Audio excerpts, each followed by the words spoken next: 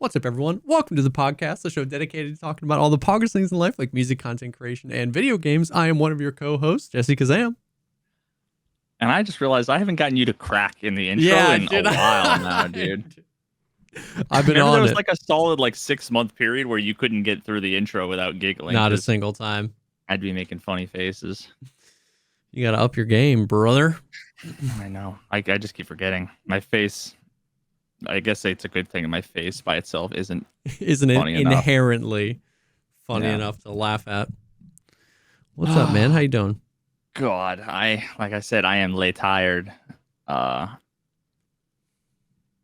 don't know why. I feel like last night was just like a weird night's sleep. I fell asleep too early, so then I got up. Oh, you know what? That's why. It's because I got up at 3 a.m. That's the most unhinged thing. I mean, I get it. You're like your sleep schedule is basically and only dictated by exhaustion. Like you just work until you can't anymore and then go to sleep and then your body wakes up. So it's like it wakes up exactly 4.5 or 5 hours so later. So it's like if you went to bed at 9, you're waking up at 4. If you went to bed at 2 in the morning, you're waking up at 7. It's just you go to bed at such a weird time that you wake up at 3 in the morning. That's insanity. Yeah. So I guess getting up early, doing a bunch of stuff. For the first time ever, busted open my my program and laptop and was doing a little tinkering with a few things. Oh, nice. That I'm sure I'll never finish, but yeah. I feel you. I feel you, dude. We freaking. Oh, we went out of town, dude. The first 9.5, 10-hour drive with the kids in the car. Holy cow. Yeah. We broke it up over 2 days. So we would leave, we left after dinner and the hope was that they would fall asleep in the car and then we could cruise for a while.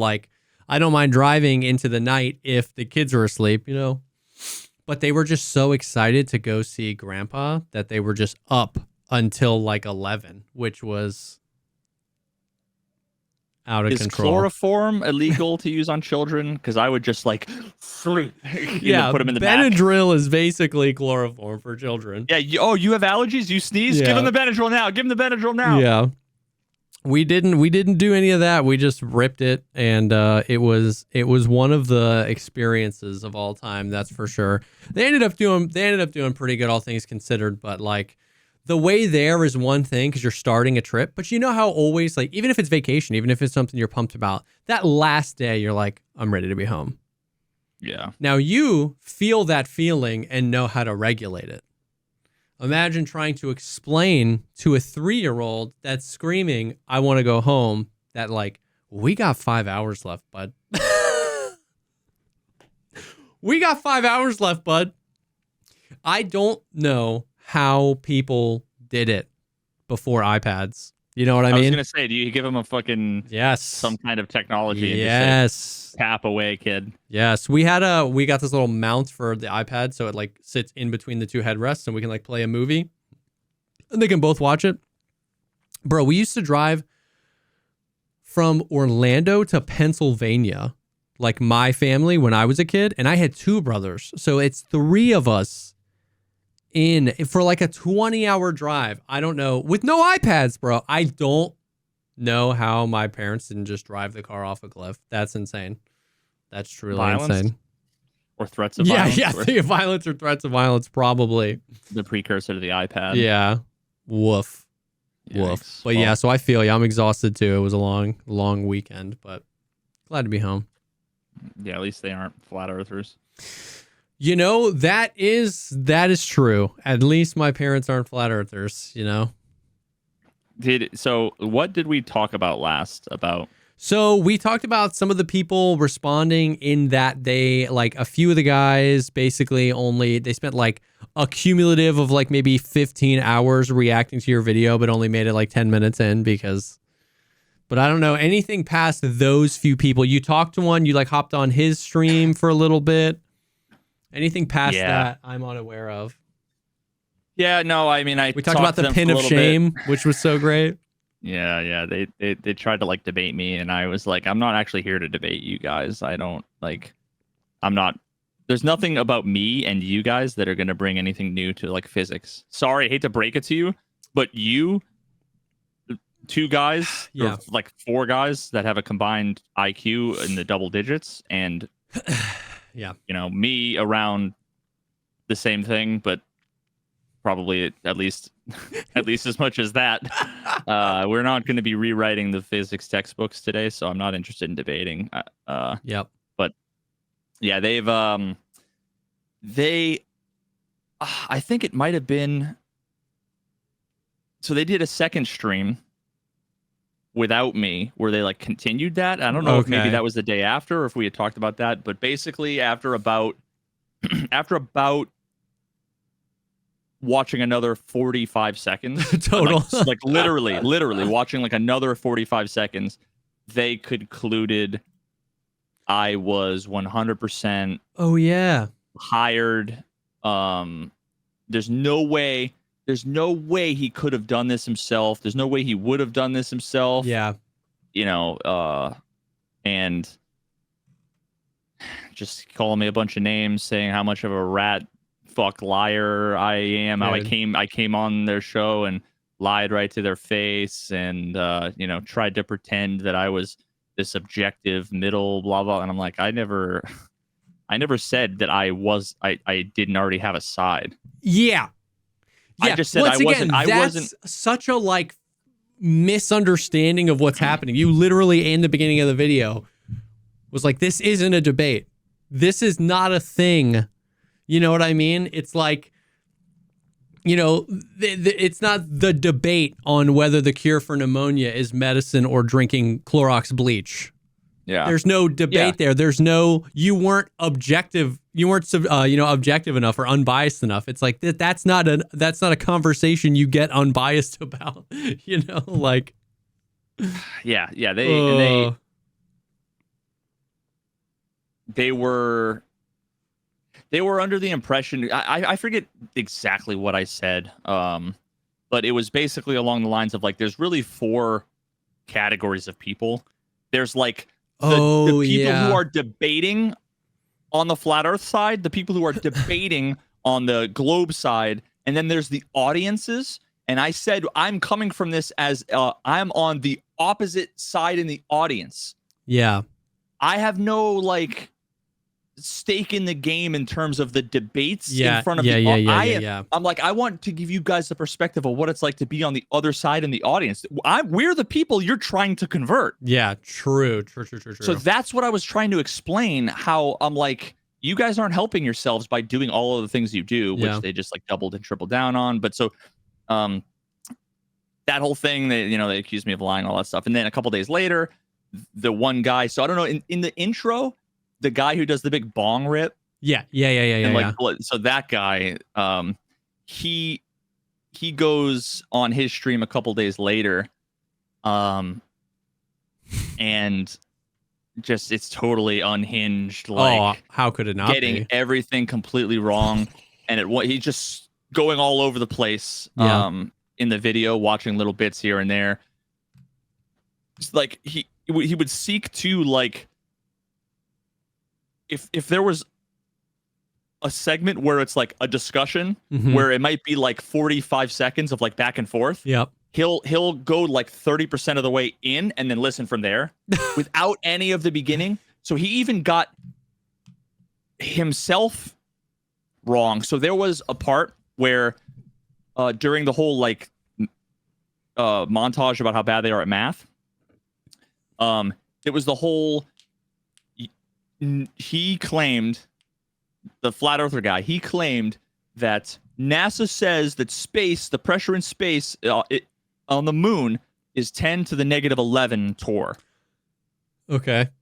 And so the whole thing was that he thought that negative 11, that's right, to the power of negative 11, would he thought that meant it was a negative number. Yep. But all that means is that it's You're a decimal. moving the decimal farther and farther and 11 farther. zeros, basically. So there was just a back and forth about, he was like, do you think it means negative? He's like, that's what NASA's telling. He's like, no. Do you think it's negative? He's like, I don't know, man. What do you think? So Yeah, I remember that. now I had a label on the bottom of the screen that said 10 to the negative 11 equals, and then the 0.0000001, right? That was like sitting there saying like, this is what the number is. And then the moment at the end when he's like 10 to the negative 11 means it's a decimal. And then it's like, bing, it turns green. But the last thing he says, the flat earther says before is, well, then you tell me what the pressure of space is then, Red. The guy's name is Red. Mm-hmm. And so that's about when he started watching the clip, forgetting all of the context. So he hears, you tell me what the pressure of space is. And there's the label that's 10 to the negative 11 because the pressure in space is 10 to the negative 17, like deep space. Yeah. Around the moon, it's negative 11. Yeah. He was talking about the moon. And then at the end, he says, you tell me the pressure of space. And he was like calling me a dishonest moron idiot for saying, he's like, 10 to the negative 11 is the pressure on the moon. He got it totally wrong. This guy's such an idiot. And it's like, you didn't watch it. Like, it's comedy. It just writes itself. You know what I mean? It's unreal. He thought he was owning me when he didn't realize that the entire clip is him looking like a dumbass, just objectively, right? Dumbass. And then tries to grill me for what was basically his fuck up. Yeah. And then classic. So how far have you gotten into the video? So not much farther than I was because I was gone all weekend. So I'm like 3 hours in. Gotcha. Okay, well, I will just say this. It came to a part of the video where I make a few comparisons. Yeah. Between, not like it's a spoiler, it's like it's a fucking movie, but like, wait, is the Earth flat? Spoiler alert. Between basically the pseudoscientific conspiratorial mindset that is flat Earth with a whole bunch of other conspiracy theories. Yeah. And I go through like layers of like this. It shares all these qualities with these, and they believe these conspiracy theories. It shares all the qualities with these and these conspiracy theories. And then also one of the kind of big binding factors is that the Jews are responsible for everything. That's what they believe, right? So after that, he cheekily tried to accuse me of being anti-Semitic. Yeah. As if I was the one saying that they were behind the thing I don't believe exists. You're like, it's ridiculous that these people think the Jews did everything. And he's like, you just said the Jews? You must be anti-Semitic. And so when I'm talking about that at one point, I show one of the flat earthers, this young kid who's a mega douche, super big douche. His Twitter feed, his last like 10 tweets were all like, Hitler wasn't a bad guy. Jesus Christ. All of these things. Like literally Holocaust denial. He went full Kanye. Oh, yeah. Like worse. And one of the tweets was, it's a meme, naturally, that is like, who wants to be a millionaire? And it's got the prototypical like caricature, the evil caricature of a Jew, right? Yeah. Like the disgusting cartoon character. Yeah. And it's 2 panels, and it's what is the cause of anti-Semitism? And, it's like A, bigotry, B, blah, blah, blah. Well, C was Jewish behavior. Oh, and it shows my God. And it shows that as the correct answer with the Jew, like, who? Now, here's the beauty of it, okay? So he says that I'm anti-Semitic. It gets to that part in the video. He pauses it. He's not looking at the screen because it's like a montage. Yeah. I zoom in, but I haven't zoomed in yet. And he says, well, everybody knows the real cause of anti-Semitism is Jewish behavior. Unironically said that before it, and then he never hit play to get to the, and it's like, holy shit. That's some like holy shit brainwash, unreal. Yeah, so my God. and they kept calling me, you shouldn't call yourself. Well, first of all, he's like, you don't know Latin. Veritas. He kept, first of all, pronouncing it wrong, which was beautiful because he's saying I don't know Latin. So instead, he's like, you need to be called Decepio. I'm going to call you Decepio. And one of the parts in my video is how they have like infantilizing language for everything. That's how they like denigrate shit, is they just have nicknames for everything. Earth is a ball, vaccines are the jab. They just have names for everything. You're a I'm Decepticon Decepio. is basically what I'm hearing. Yeah. So it was, and then another one of the other guy who was on the panel that I talked to, not the panel, but like the Discord call or whatever. The guy that was, I want to say like a little bit nicer, that we've talked a little bit on Discord and stuff. And he kind of seemed like he was cool and reasonable. He's the one that actually invited me to play PUBG with him. I don't know if I told you that or not. What? He said he played PUBG. Yeah, I don't know. But he then sends me a message like the next day after that and was like, oh, I know now you're like a liar. Caught you in the lie. Yeah, blah, blah, blah. Yeah. You've lied about everything. It's so dishonest. You are uninvited to my PUBG games.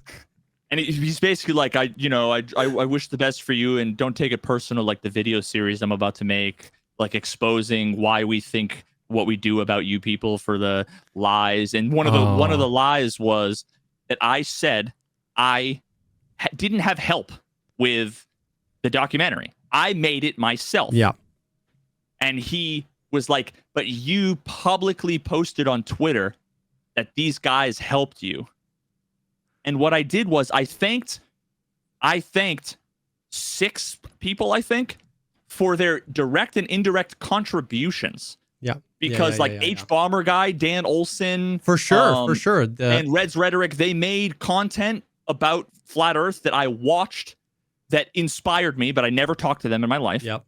And then the 3 guys that I interviewed, MC Toon, Dave McKeegan, and Fight the Flat Earth, FTFE, because they came on my stream and talked with me for like 45 minutes or an hour each for like interviews that I didn't even really use much of anyway. Because it wasn't like the whole idea of me wanting to do the interviews.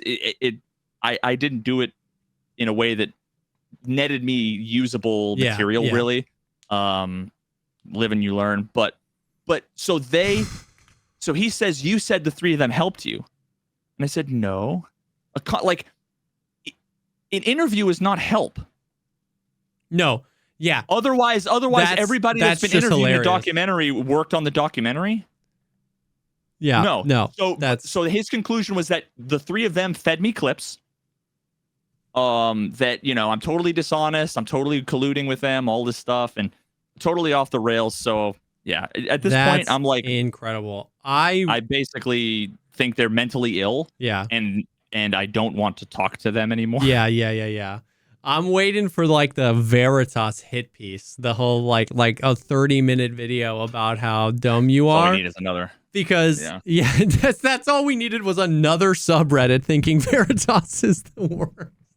r/Flat Earth. Oh, have you been in there?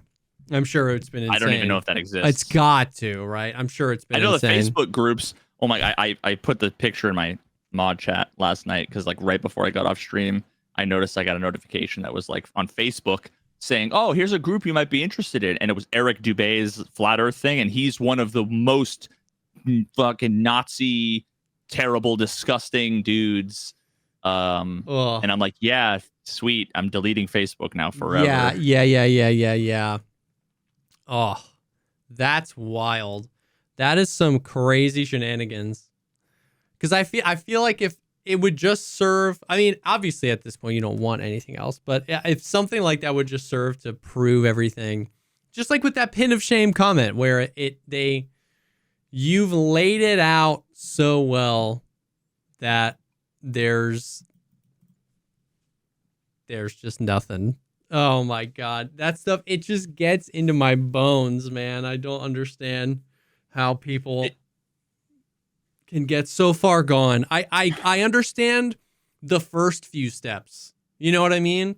Like we've said before, I understand looking around and thinking things don't make sense. I understand the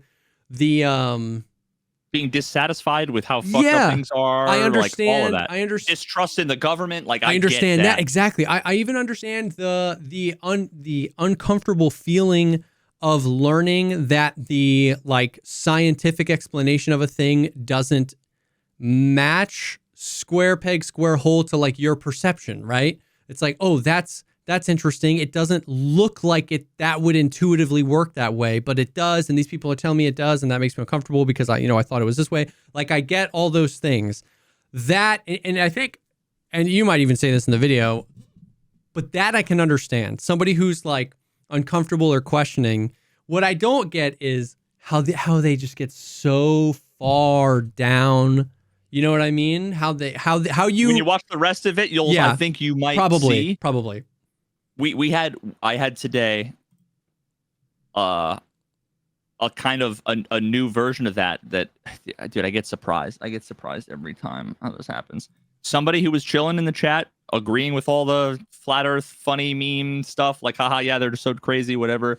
I've been watching videos about like evolution creationism debates and stuff about moon landing and all kinds of stuff, right? Yeah. And this dude was like, I was going through, actually it was what we talked about on the Patreon podcast a few weeks back, where I was talking about theism, Gnosticism, atheism, agnostic, and I did that. I gave that explanation yesterday, and because it was relevant to whatever we were talking about. Yeah. And this guy who's now banned in my chat, naturally, was like, hey, you should check out this video. It's like, it says exactly what you're saying right here. About like etymology and the words and whatever. He's like, I think you really like it. And I was like, huh, sounds really interesting.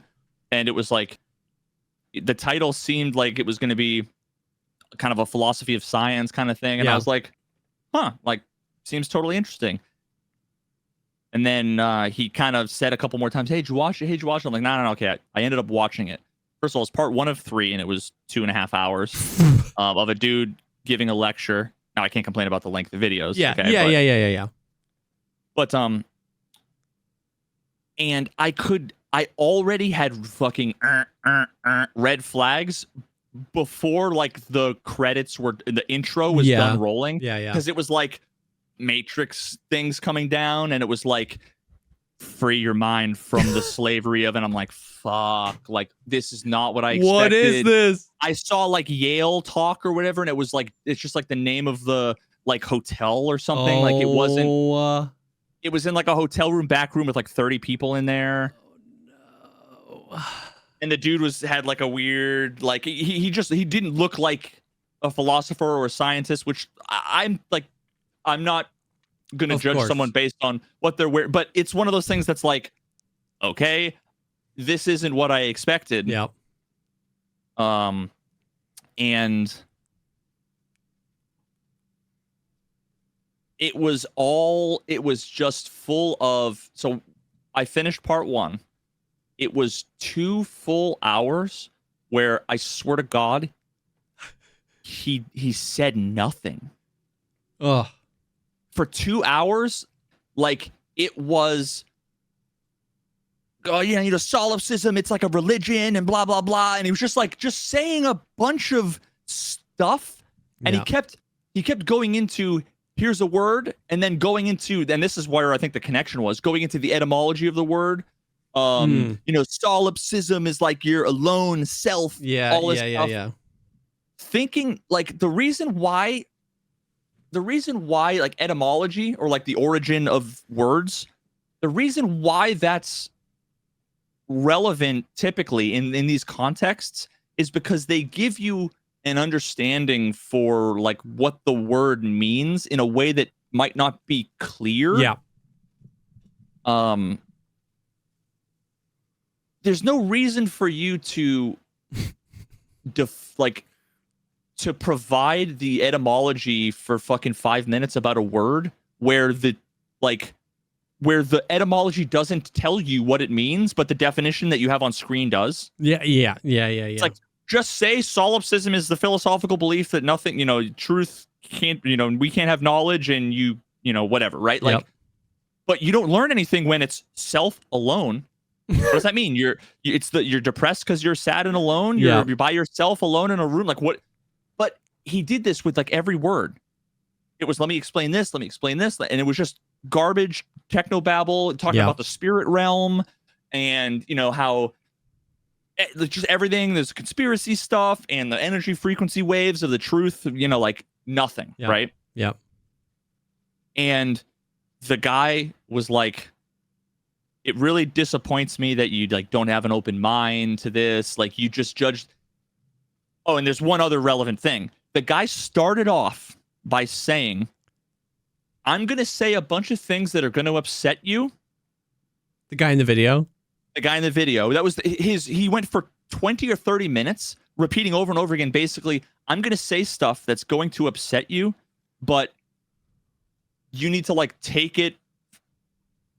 But trust like me. Really really consider it and don't. Yeah. Which basically what he was doing was putting up a shield so that when he says a bunch of crazy dumb shit, there's two types of people. There's the people that don't know how to process it and are like, maybe this seems profound and interesting and whatever. And then there are people that are like, bullshit, nonsense, right? And he can go, see, those people are afraid of the truth. 100%. They don't want to. And then those other people are like, oh shit, right? Yeah. And to see the guy in chat be like, hey man, I wanted to show you the truth.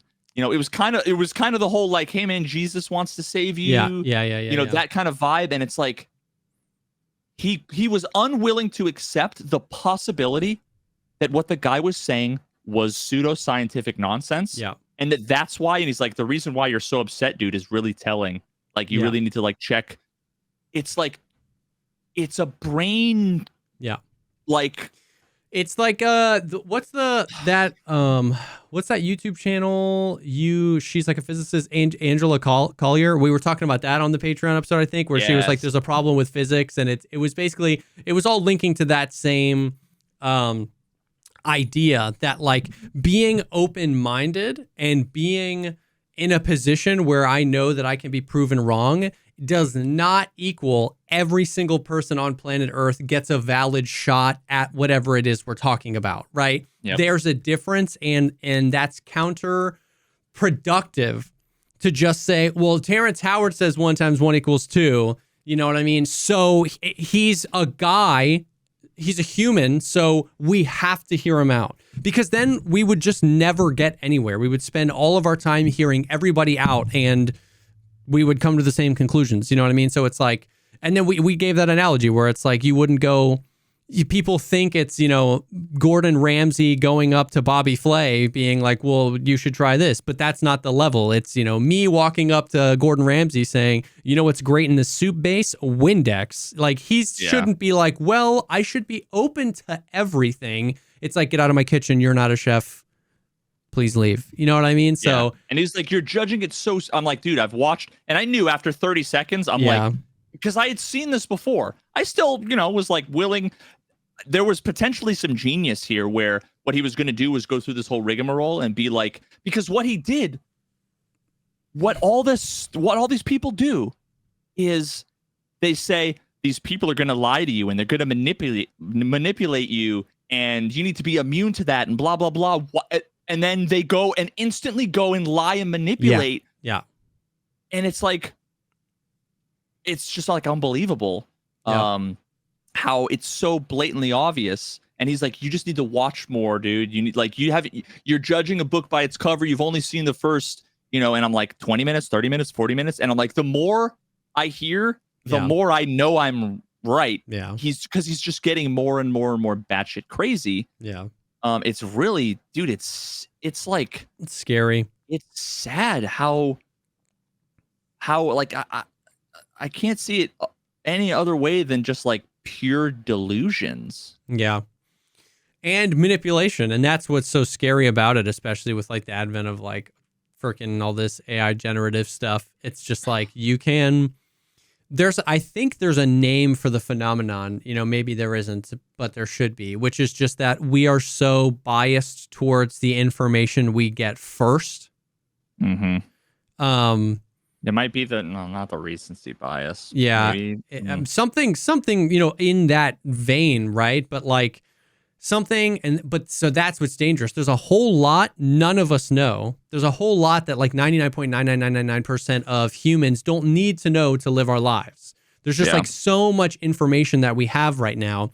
And if there was just a book with all the information in the world, you could just peruse it and be like, oh, this random ingredient that's in Diet Coke, nobody knows how to pronounce it, nobody knows what it is, nobody's ever heard of it before. If I tweet that causes cancer, first thing all the people associate with is that and cancer, it's in Diet Coke, boom. And now scientists have to spend years walking that back and being like, nope, it's very clearly studied. We know about this very well. You don't need to know about this thing, but now you do know about it. And somebody said it causes cancer. We know it doesn't cause cancer. And it's like, it's just, if you want to manipulate people and subsequently make money, either by selling a product that fixes a problem that doesn't exist or getting views on YouTube, you just find some niche random ass knowledge, lie about it, and say that, like you said, they're going to manipulate, those two things, that they are going to manipulate you into thinking this, and they are hiding the truth from you. Now, we talk about it all the time in chat. If somebody's like, you seem really defensive, there's no way to respond to that without seeming defensive. No, I'm not. Oh, yeah. So if I say they're trying to lie to you and you say, no, I'm not, that's what a liar would say. It's just it's unfalsifiable. Yeah. It's a thing that and they got to you first, and so you believe it. Yeah, and see, here's the problem. What makes it worse is that like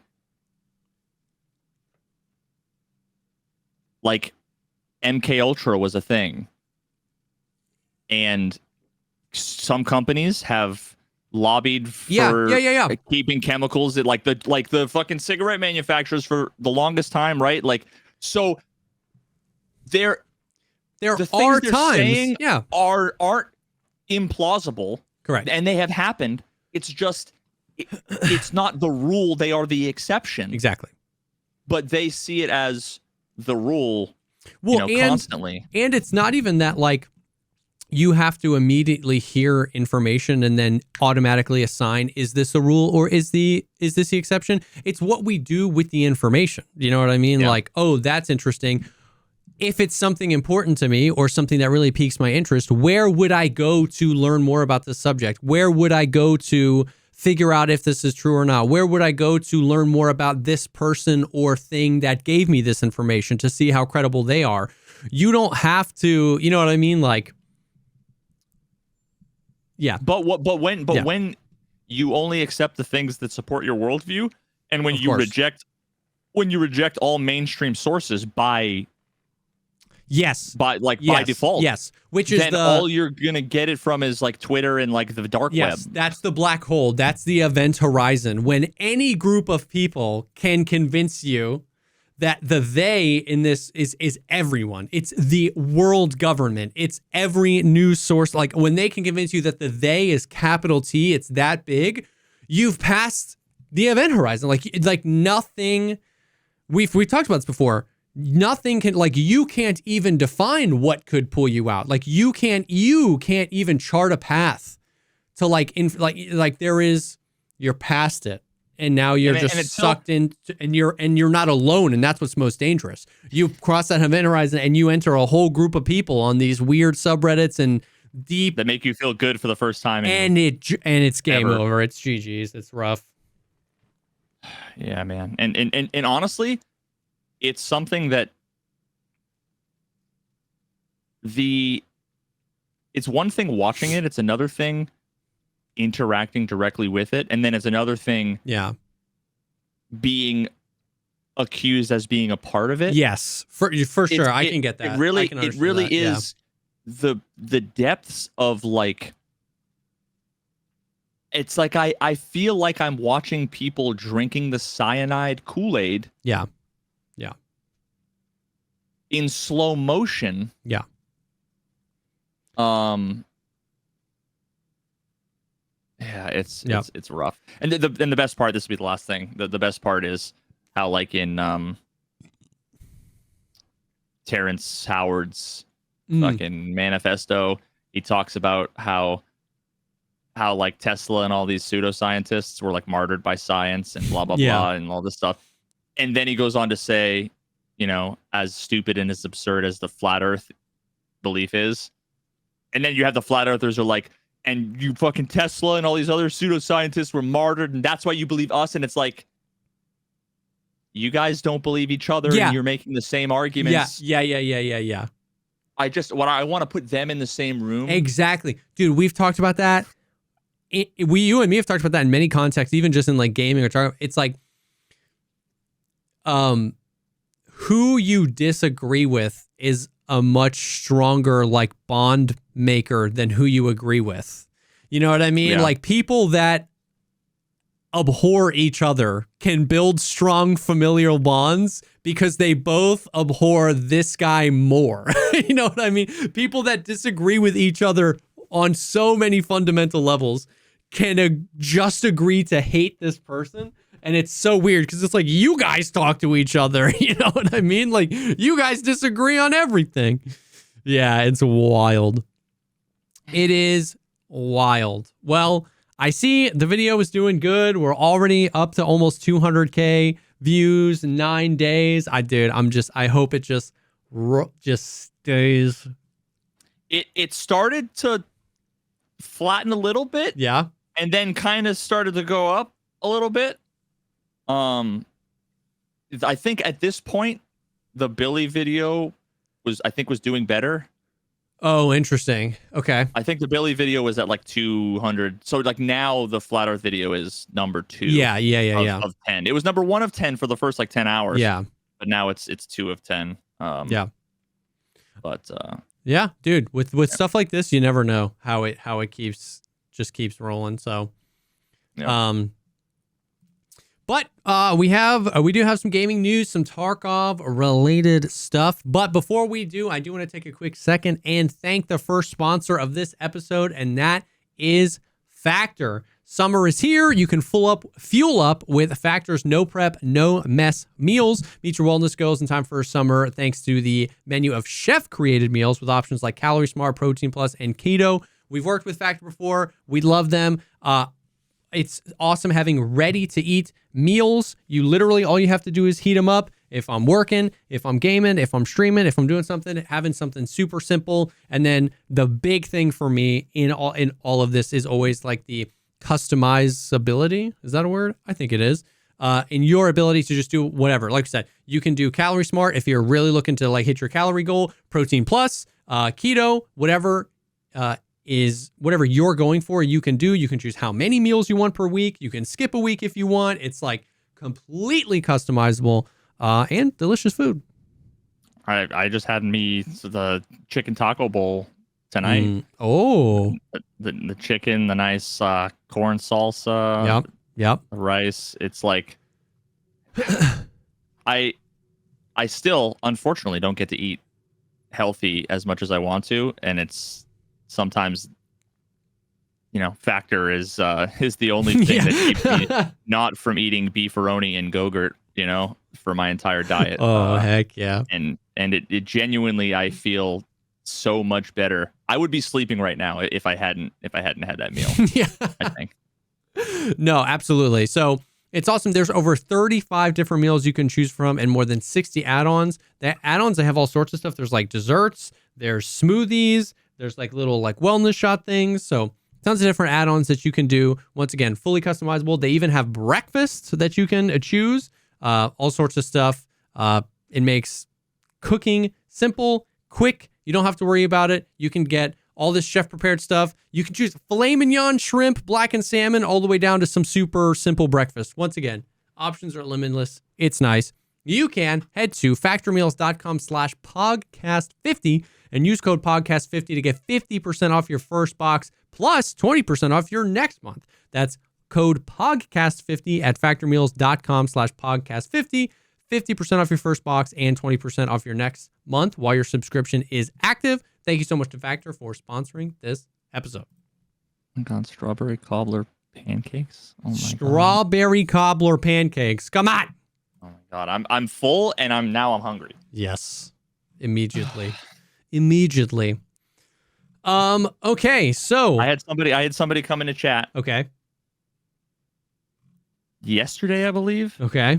Saying, bro, you really have to play Tarkov. It's exactly like what you said in your like Tarkov, make Tarkov great again. You know, like it's like the old days. It's so great. It's amazing, dude. When did that happen? I think it was yesterday. It could have been today. It should have been today because yesterday would be crazy. Unless that guy hasn't played Tarkov in like 2 years, then maybe like the recoil changes and stuff. He'd be like, whoa. Okay, so we got a few things. First, we should talk about. So we talked a little bit last week about them linking Arena to Tarkov, right? Oh yeah, because it was claim place no less than 2 times without dying 18 times in team fight. You know what I mean? So yeah, so they linked Arena to Tarkov. They added the new trader ref. I've been doing some of the quests for them. They're kind of whatever. I got to the point where the quests are to go and do stuff in Arena, and I stopped. Like in Tarkov, the quest for the trader ref, in order to level him up if I want to, I have to now go win a ranked match in Arena, and then it's like win 3 ranked matches, and then it's like win 3 ranked matches in a row, and then it's like get first place in a team fight 3 times. There's like 7 of these quests that are all Arena related. So they're not dailies or weeklies in Arena. They're quests for ref in Tarkov. So you launch Tarkov, accept the quest, close Tarkov, open Arena. What if you don't own Arena? Oh, you just can't level up ref. No.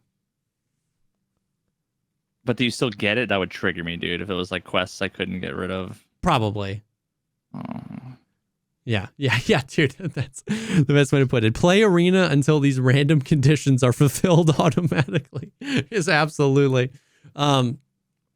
So then you have to launch Arena. Then you go play my ranked match. If I win that ranked match, I have to close Arena, then open Tarkov, then complete that quest, then accept the next quest, which is win 3 ranked matches in Arena. Then I have to close Tarkov. Then I have to launch Arena. Then I have to win my 3. It's like, we've talked about this before. I wish it was just like one game, Like I wish I could rip an Arena match. So I would rip Arena matches instead of scavving. Like if I died, but my 3-man is still in a raid. Yeah. Like I would hop into a team fight, an unranked team fight. You know what I mean? And then in this situation, it's like I could accept this quest and then just go complete it. Or if that's obviously too technically hard to do, it would just be cool if I could accept these quests and turn them in Arena. You know what I mean? Yeah. So, but that's not how it is. So, but we have had people get some of the new keys to the new rooms. Like they locked some of the rooms. And those are the ones that, do you have to buy them a GP? Well, coin? No. So those keys you have to buy with Lega coins. Oh, and those Lega coins you get, from doing dailies and weeklies. So like Axel grinded his dailies until he got a daily that was like, here, this is the reward. It's a Lega coin. Then he went over to Tarkov, bought one of the keys and went, and it was cool. It was like, it had a few treasure spawns, but it also had like an RSAS with like a 12x scope on it. And like a few other things. It was like, the room was pretty cool. So, I mean, that's something we've been asking for a long time, like loot rooms. Right now, there are 2 types of rooms, locked rooms. There are rooms with nothing in them and rooms with treasure spawns. Those are the 2 types of locked rooms, right? There's no locked room you're running to hopefully get ammo. There's no locked room you're running to hopefully get armor, to hopefully get guns, to hopefully get attachments. Kiba would be the exception to that. By the way, Kiba is better than it's ever been. Like, it is in the best state it has ever been. It always should have been, because it's a fucking death trap. It's so, exactly. You have to hit the power. You have to have 2 keys. You set off an alarm, and you're right in the middle of them all. It should be a great room, and it is now, because they added like 14 spawns for like armor plates. So like you can get class 6 plates in there, class 5 plates in there. The armors are spawning more on the mannequins. I found a slick in there the other day. Helmets. Like you can open it up and there could be 11 guns hanging on the wall. AVTs, MCXs, MP7s, Vectors, Spears. Are they all like built a little bit? Most of them. Sometimes you can get like a stock AK-12. Sometimes you can get like a juiced up AK-12. Sometimes you get the stock AK-101. Sometimes you get the Reap IR AK-101. But it's awesome. Like Kiba is the exception when we're talking about keys. Kiba's in the best state it's ever been in. It's fun running interchange for just doing Kiba runs. Like it's cool loot. You're always getting into fights. It's fun. Kiba's fun. Anyways, other than that, I wish there was more reasons to hit keys other than treasure. And when I saw the Axel's clip where he opened that up and there was like an RSAS there, I was like, okay, that's kind of sick. So, what was I saying? Oh, so Arena linked with Tarkov. I don't know. Once again, I still hold the same opinion, which is I want so badly Arena to succeed. I want it to succeed. I want it to be good. I played one singular round, and that was enough for me to remind me why I have an absolute zero desire to play it. There are people, a bunch of people that were like, dude, I'm having fun in Arena. Awesome. Let me actually find, because there is actually a potential for Arena to be like a really good amount of XP. I know it was Nolan that tweeted it. What did he say? He said something along the lines of like, I bought a new account, like a new Tarkov account or something, or maybe he had an alt. He had a new Tarkov account and a new Arena account that were linked. And he was like, I basically just grinded Arena for like 9 hours and then hopped into Tarkov to see what my level would be. Because he was basically just trying to figure out like how much XP per hour, like how efficient is this? And after what do you know his level? Is it the same level? Yeah, they're linked now. They're synced. Yeah, okay. So I can't find the tweets. Damn it. Anyways, it was something like that. It was like 9 hours of grinding Arena, and he hopped into Tarkov, and he was level 17, and he had mostly level 2 traders, or at least a high enough level to have level 2 traders, and a pretty decent cash stack, because they increase the amount of money you can send per day. It used to be 1 million. Or actually it used to be 500,000. Now it's 1 million from that to that.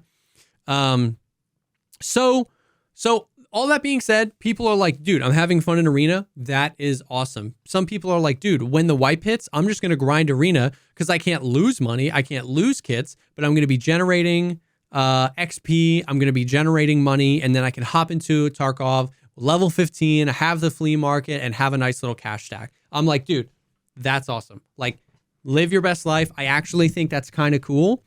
But for me, it's just,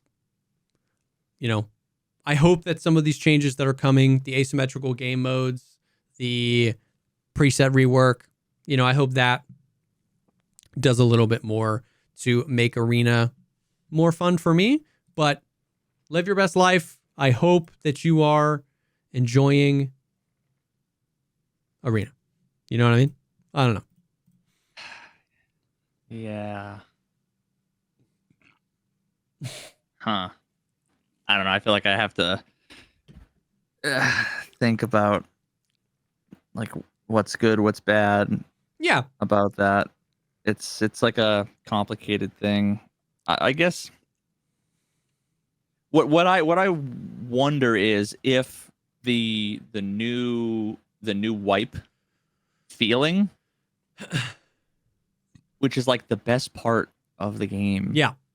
If that means that people, like lots of people, won't experience that, A, on one hand, and then also like B, if all the other people that are playing, if like half the people are playing arena, will that change the experience? Will it be more dead, or maybe it'll be better? I can see it going either way. I can see it. Yeah, so I don't know. I just went through like 75 like for sure things in my head. I'm like, good, bad, good, bad, yeah, good. And I'm there with you, and I'm not too worried about it, because if you grinded arena nonstop for like a month and hopped into Tarkov and you were level 40, you're still only at maybe max level 2 traders, right? Because you get the flea market. Yeah, you get the flea market, but you have to do quests to level up the traders, and all of the good ammo and all of the good plates and all the good stuff is still, you can't buy it from the flea market, and the found and raid system is still in, so you can't buy your way through your quests. So yeah, I'm not saying it's nothing. If you hopped into your first day of Tarkov at level 40 with 30 million rubles, all from your grinding arena, your wipe would be easier. But what I'm not worried about people like skipping through content, because then that guy would have to go to customs and find the pocket watch with an AK and a few attachments, right? He'd have a bunch of money, but he can't buy a meta AK from doing that. You know what I mean? I mean, I guess he could buy some attachments from the flea market, but he'd be sharp, paying out the butt taxes for it. I don't know. So I generally am on the side of like, hey, more options for people at the start of the wipe is more better. Like if you find more joy in hopping into arena, or if you use that to warm up for a few hours and you're generating a little bit of cash, or maybe you split your time, maybe during the week you only have 2 hours. Maybe during the week you only have like an hour a night to play. You play arena all week, Monday, Tuesday, Wednesday, Thursday, and then Friday and Saturday, you game with the boys for a few hours and you've generated some money. So you hop into your Tarkov account on the weekend and you made a little bit of money and you leveled up a little bit. Like, yeah, more choices. You know, we've talked about this and we'll talk about it again, because I think a few other conversations circle around to this. But it's like more choices is more better. There are enough people interested in Tarkov, I think, to fill it all up if the games are fun and function. You know what I mean? Like we've hit like you don't say. We've hit like 3, 4, 500,000 concurrent players on wipe days before. There have been hundreds and hundreds of thousands of people watching on drops. It's like people watch on drops because they want the thing in game. So presumably they have the game and wants to play the game with the stuff they're getting from drops. So there are enough people interested in Tarkov. If arena kills Tarkov raids in the beginning of the wipe, that is a failure of Tarkov, not of arena. Because there are enough people interested, but the game can't hold those people.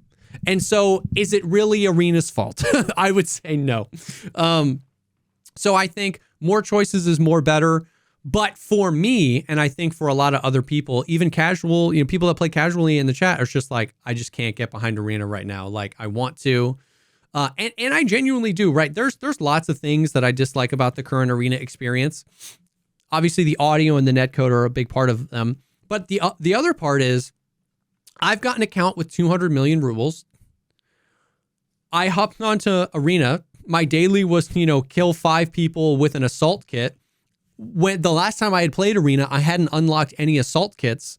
So my assault kit is like a 366 Vepr with EKO rounds, a class 3 armor that's half durability, and a kiver, and I can't hear.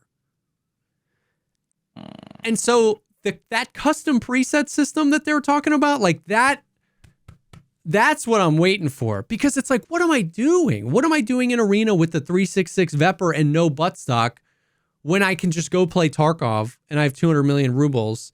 So like, yes, the netcode and yes, the audio in arena, I hope they continue to fix, but I genuinely am excited for like the preset customization and some of these changes, because that's a huge part of it for me. I was like, what am I doing? I don't want to use this gun. I don't want to use this gear. I don't want to use armor that's 50% durability. I don't want to use GSSHs. I hate GSSHs. You know what I mean? There's that friction of I have choice, but I'm choosing between so many shitty options. I don't want to use any of this.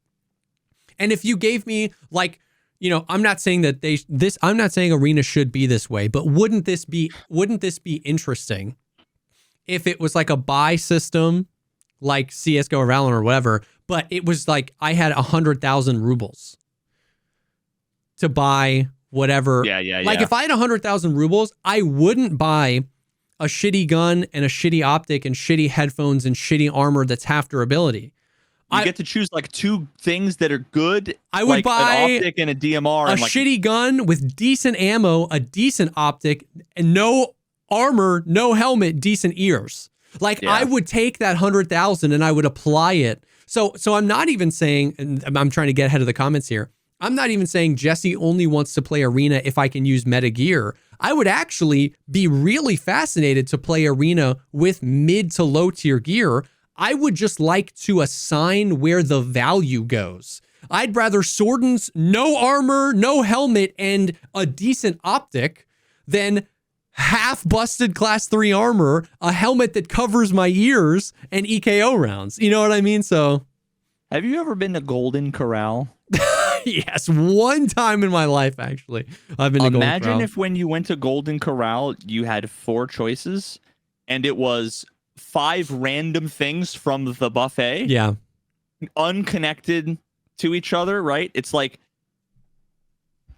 if I'm gonna go to Golden Corral, the best you can do is let me choose what the fuck I want. But instead, I need like the onion rings, egg foo young, shrimp, shrimp, and like Superman flavored ice cream. It's like, I don't think I want that one. It's like chicken fingers, exactly, with like some disgusting salsa. I would rather pick 3 things from Golden Corral than get 5 things for free, 5 random things. And I think that's the thing. When I talk about this, a lot of people misunderstand. They think I only want to play Arena with meta gear. It really isn't that. It's I would like to choose what shitty gear I use.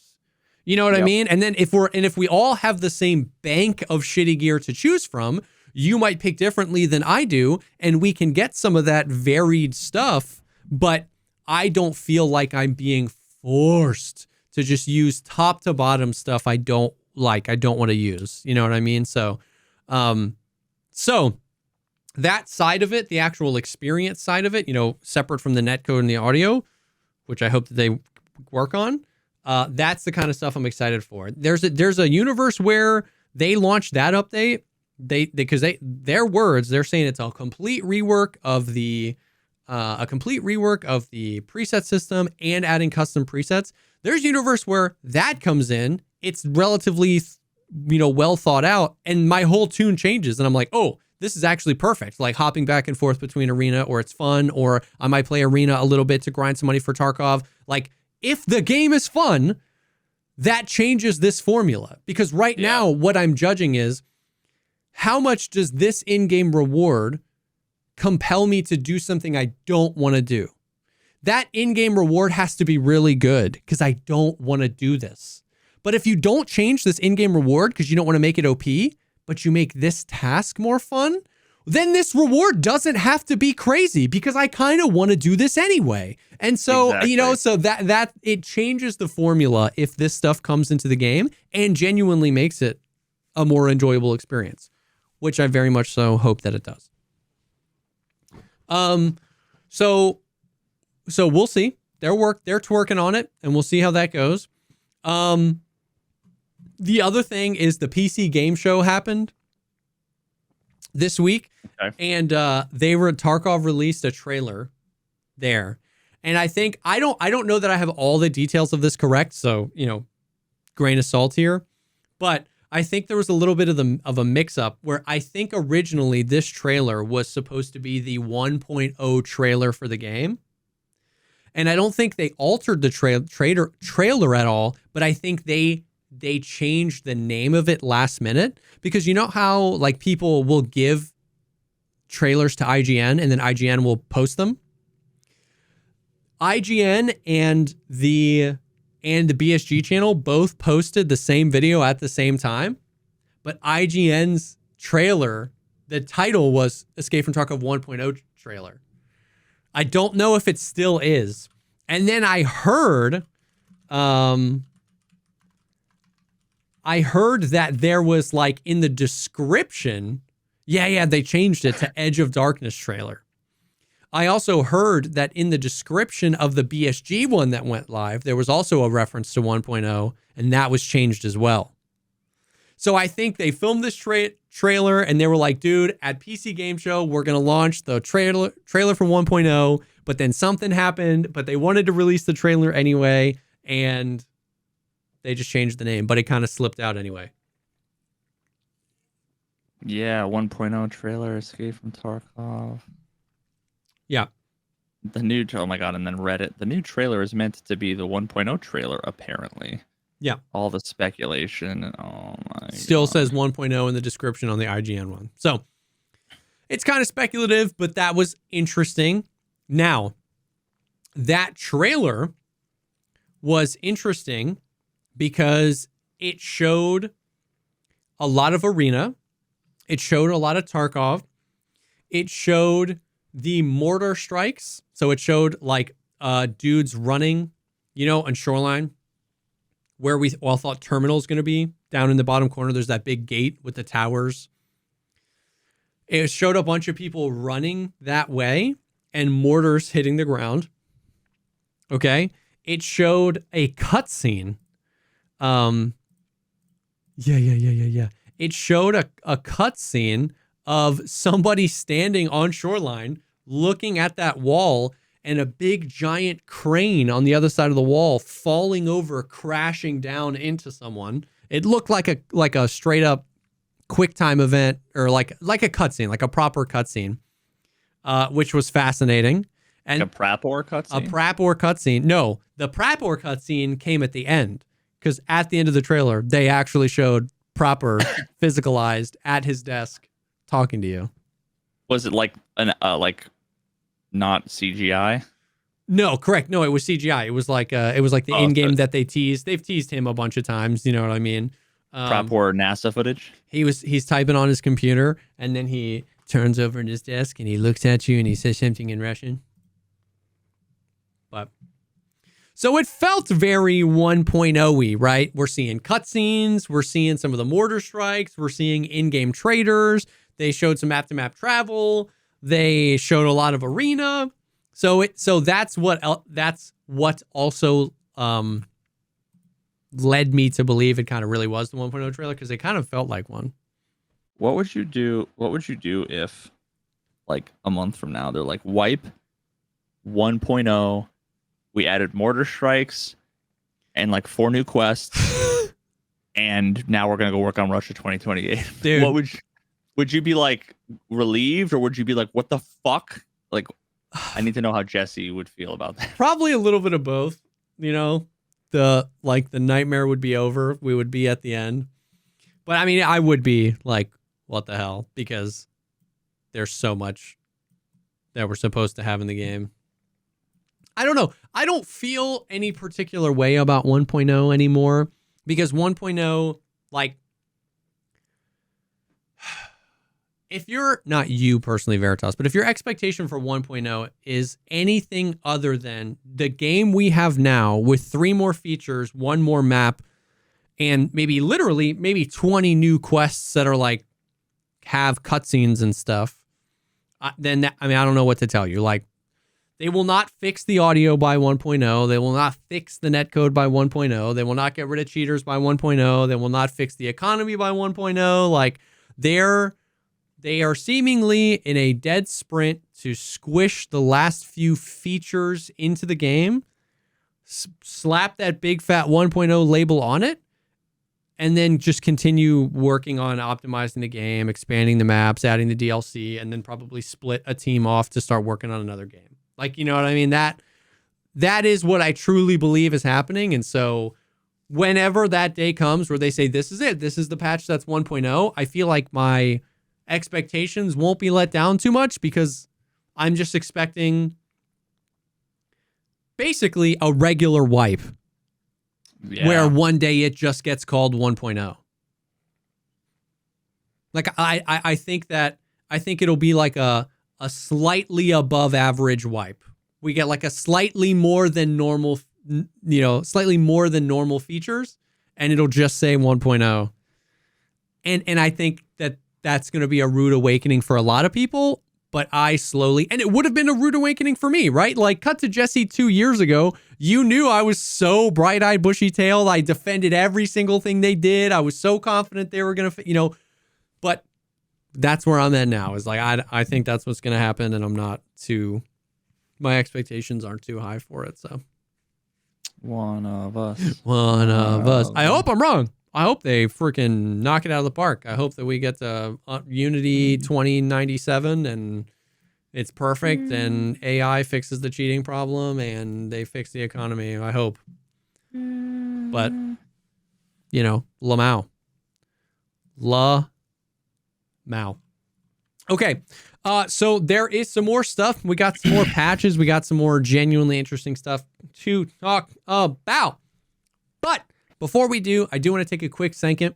See a dead Sanka. What's your primary language, dead Sanka. Speaking of which, take a second to thank the second sponsor for this episode, and that is Babbel. The best way to learn a language is immersion, living where the language is spoken and used every day. But that might not be the easiest thing to do for everyone. And if you want to, you can still learn a language the second best way, and that is through Babbel. Babbel is an app. It is really, really cool. It has tons of lessons. Those lessons are highly engineered to be very conversational, to be the actual things that you need to learn to get into conversations, because then that is the best way to learn, is to speak with people and converse with people, not just the child is driving the red car. You know what I mean? And so with that in mind, they craft these lessons, which creates a really cool and fun learning experience so that you can get in and actually start conversing with people and learning a second language. Yeah, I don't think I ever told you the story of on the cruise. Went on a cruise, my whole family, and I remember being down in Mexico and going through all the shops there, and I spoke just enough Spanish to be able to, most of them speak English anyway. Yeah. But I had so much more success. We were doing like some heckling for like some jewelry for my grandmother and like all these little trinkets here and there.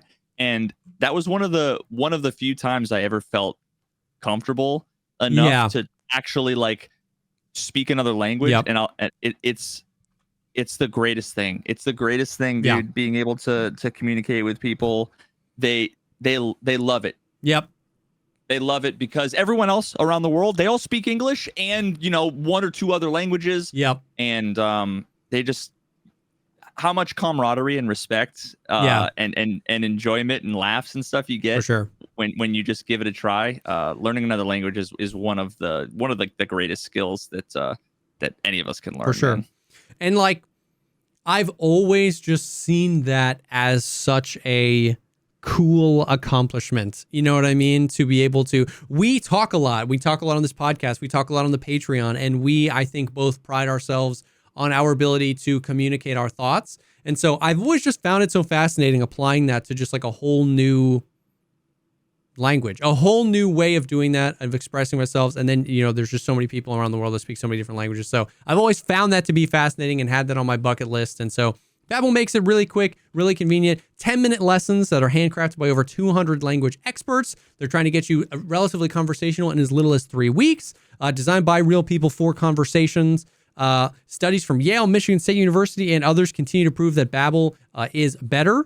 And there are over 16 million subscriptions sold. So Babbel is awesome. Here's a special limited time deal for our listeners. Right now, you can get up to 60% off your Babbel subscription, but only for podcast listeners at babbel.com/pogcast. Get up to 60% off a babbel.com at babbel.com/podcast, spelled babbel.com/podcast. Rules and restrictions may apply. Thank you so much to Babbel for sponsoring this episode.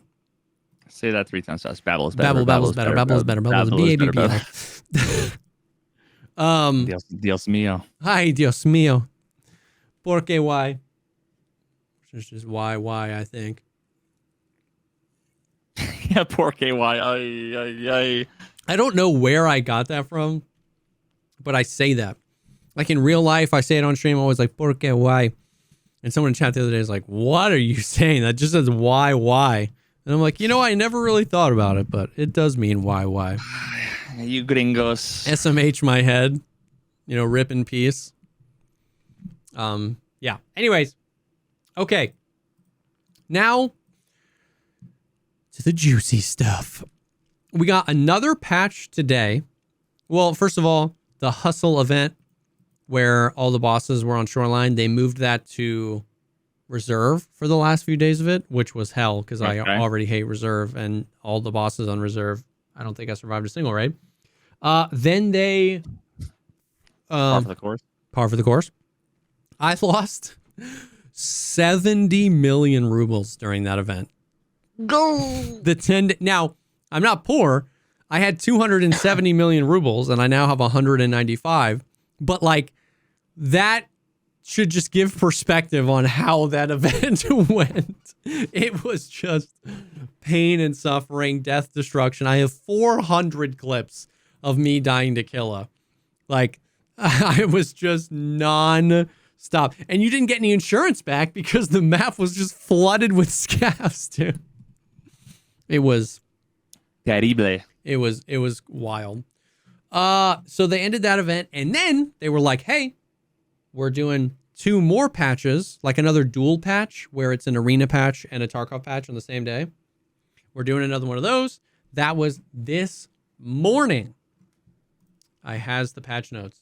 They added the loot boxes to arena. That's not what they're called, but that's what I'm calling them. But that's what they are. An equipment crate, which contains various chest rigs, armor, helmets, helmet attachments, ballistic plates, headsets, and masks. Weapon crate, which can contain various weapons, including pistols, melee weapons, weapon attachments, grenades, and ammo. Supply crates, which contain various barter items required for crafting and upgrading the hideout, as well as medicine, stimulants, food, and water. And valuables crates, which can contain various valuables and expensive barter items, such as keys, key cards, and info items.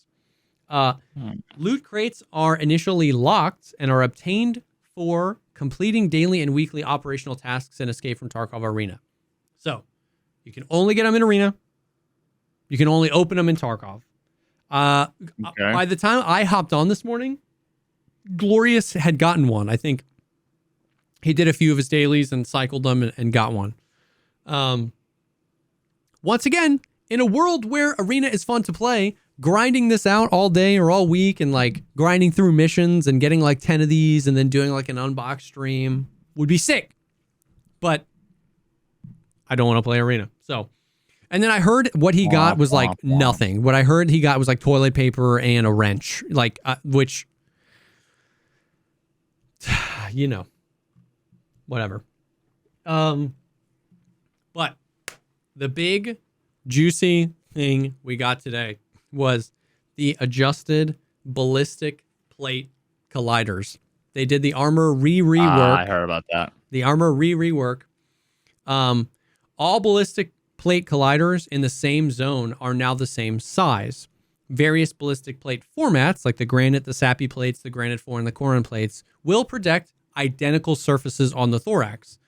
The front ballistic plate collider has increased width and height, added collider covering the collarbone area, added colliders covering the armpit area at the chest level. The back ballistic plate collider was increased in width and height, and the side ballistic plate collider was increased in width and height as well. I think you can see. Did you see Nikita's tweet? With the hitbox? Yes. So it was like a short video? Yes. Yeah. Okay. And it's just so funny because like that right there, that's always what I've pictured. The hitboxes were like similar to that. And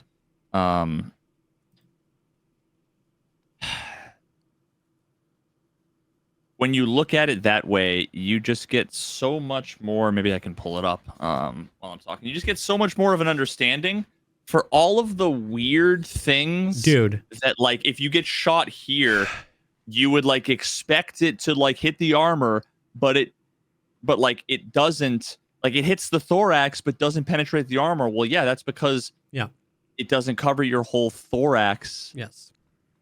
I'll pull up that. Yeah. So that we'll have visual. Nikita's, I think it was tweeted to Nikita's personal Twitter, not the like Tarkov one or anything. But yeah, when you see the old one, you really start to see how many holes there were in the armor. You know what I mean? How many different places you could get armpitted directly, like someone could be shooting directly at you, 45 to the side of you, 90 to the side, 45 behind you, directly behind you, like 180 degrees on either side, which means 360 degrees around you, you can get hit in an armpit. You know what I mean? And so the visual, I think, helped a lot to kind of see, the back plate goes lower and higher as opposed to just up top at the back. Yeah, I mean, like... Yes, that's your thorax, right? Right there. So what I want to know is, all of the people that said my armor's broken, I got one shot in the thorax by a bullet that shouldn't one-shot me. It was all this. Correct. You're right. Armor has been working. There were some bugs. Well, I wouldn't go that far. Let's not get Okay. This is just what this is 150 new examples where the thing you're malding about that you want, the system that you're demanding that they change, is not at fault for the thing that you're talking about, A. And B, the whole idea of like, how often I, would get told how these systems are broken or they don't work. And then I would, we'd do testing. And then you would see all of the people who would do testing with good intentions. But what you're dealing with is a camera with an FOV, with a scope, with a height over bore. Everything's just imprecise enough that you don't know exactly where the bullet is going, right? You never know really exactly where the bullet's going. So like, I remember, was it Airwing when he was doing like the armor hitbox stuff? And I just remember being like, it's so much more like, it's so, they don't give you the ability to test it in a way that you should be like super confident about. So I think maybe I'd have to go back and watch those original things, but I wonder how many of those, like, this result that shouldn't happen, quote unquote, shouldn't happen, was really just a misunderstanding about the hitboxes. It was a little bit of everything. When the wipe happened and the armor change happened initially, there were genuinely some bugs, some things we were seeing that we didn't expect to see that were then changed. That the plate taking damage and the underlying armor not, or exactly, and like getting shot in the front and the back plate taking damage and the front plate not taking damage, like a bunch of weird stuff like that. I will say though, this is one of those times where armor being broken kind of became the colloquial thing. I definitely can't say all, but most people were aware that this was what was happening. It just became, it's like the thing to say that armor is broken, because most people understood it was the armor system that was broken, not like the actual armor. Now, there were definitely a lot of people that got caught up in that. People say armor's broken, then they get shot by, T-46, T class 5. They think that their actual armor's broken, or that an ammo is then broken. Like this ammo's double penning, there was... Or fragmentation's broken exactly, again. Or there was definitely some of that. But I would say most people, as a result of some of those armor test videos from like Airwing and some of the other people, most people understood that that was how it was working, and just didn't like that that's how it was working, right? I'm risking an armor, I'm spending money on this, I'm doing my thing, and it's not protecting me. And it's not protecting me. We've talked about this before, but I think it's worth talking about it again. Headshots are like a universally accepted thing because it requires skill to hit a headshot. So it's like, okay, I spent the money on this armor. That guy hit a nasty shot and hit me in the face. Sweet, like fair enough. You played your cards right. You got the headshot. The armpit hitbox, the collarbone, the neck hitbox, the throat hitbox, those things, nobody's aiming for the armpit. It was just spray and pray, and you would sometimes get lucky and hit someone in an armpit and bypass their plates completely. You know, the soft armor was most of the time class 2 or class 3, so you can rip through that really easily. And, you know, and it just didn't do anything. And so I kind of want to go through this a little bit because, you know, there's obviously a lot of response to this change. Because what I see is that most people can only compare something to like one version earlier. Like, yeah. You know what I mean? They can only say what it used to be like was just yesterday. It wasn't what we had before that, and it almost never considers the future, because most reasonable people don't, like, even for BSG, most reasonable people don't even, like, yeah, we all know BSG, it's funny, they never get anything right on the first time. I think most people would think in a perfect world, it would be hard to get some of these things right the first time. So, like, this might be a good change, but now we might need to change the availability of some ammos or the availability of some plates or some armors, right? Like, whatever. But I think people they can only ever compare it to what it was yesterday. And yesterday I was able to buy this cheap gun and kill this Chad, and now I can't, and that's a bad thing or whatever. I think it's just like important to go through some of these things again. One being, and genuinely, I explained this 2 times today on the podcast. Sorry, not on the podcast. This is the podcast on my stream. And both times had people that came in hostile about the armor changes go, you know what? That makes a whole lot of sense. So we should do it again. The reason that physicalized armor plates that only protect physically what they represent doesn't work in Tarkov is because Tarkov's health system is not realistic. So creating one aspect of the game in a more realistic way can create very unrealistic results because other aspects of the game don't match it. So in real life, my thorax doesn't have an amount of HP, right? I have organs and I have blood, and we've all heard stories of people getting shot 11 times in the thorax and living, and we've all heard, know that sometimes you can get shot once in the heart and die. But because Tarkov's health system didn't match the realism of the armor system, if I got shot in the belly button by the right round, 2 rounds of M80, I'm falling over dead. The armor doesn't cover that because in real life, armor just is there to cover like vital organs. You know what I mean? Yeah. So that, they could have gone 2 directions with it. They could have gone the gray zone warfare direction and completely overhauled their entire medical system to make organs and blood loss and concussions and all that kind of stuff. Or they could make this simple change to the armor that ends up being more consistent, results. And then I wonder, go ahead. If I just wonder if they could have implemented it even simpler without even having armor hitboxes at all. I think they could have. I think there's a few different ways. It could have just been like, you get hit in the chest, it's like, is their chest armor? Yeah. You know what I mean? Like, it wouldn't have to. And that is how it used to be, right? Correct me if I'm wrong. But like, because armor just covered everything, it was just like when you got shot, it was just, is there an armor or not?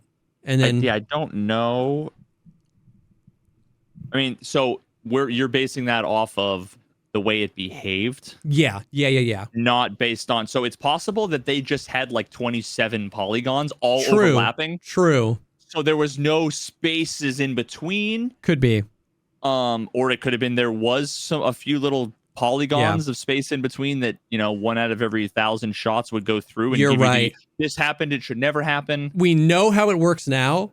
And so it's tempting to be like, well, it didn't used to work that way, but maybe it did. We never knew how it worked before. Yeah. We know how it works now because they tweeted the actual video and whatever. And I know at some point we did know. I just don't fucking remember. Yeah.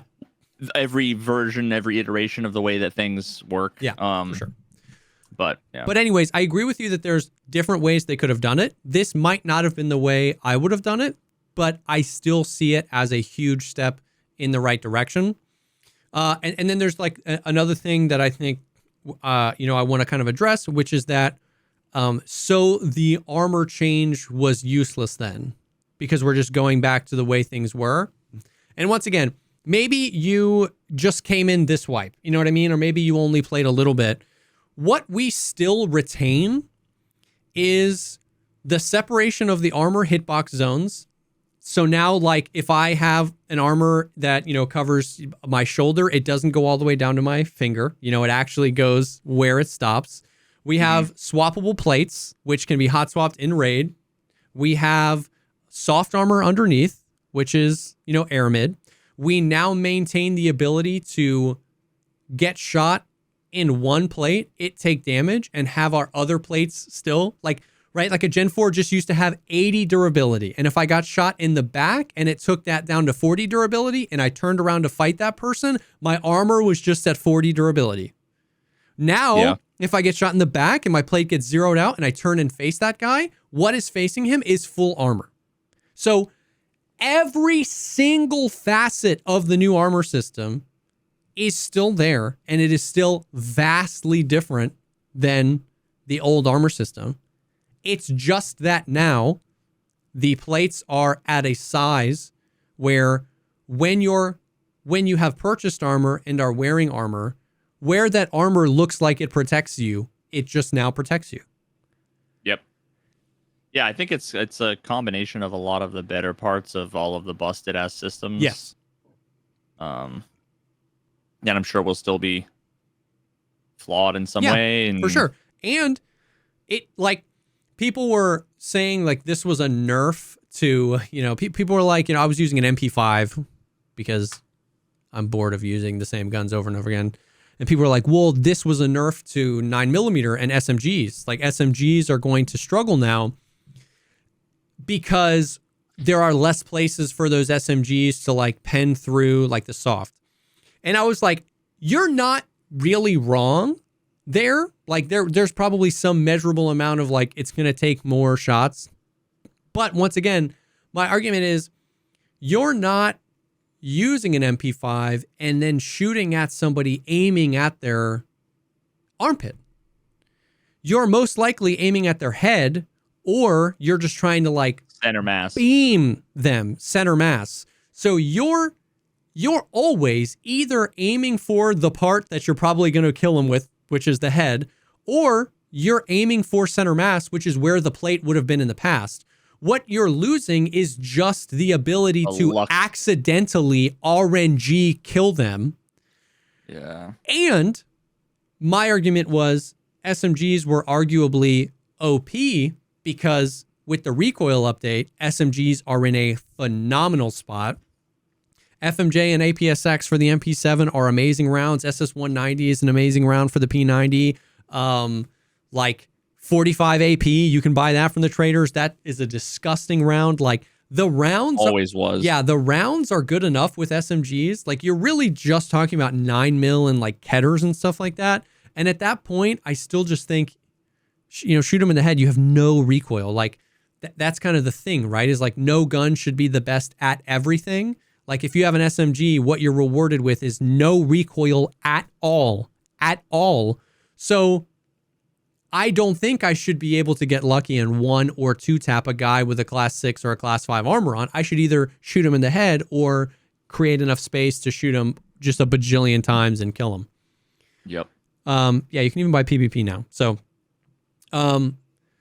that I kind of wanted to address those two things, which is that,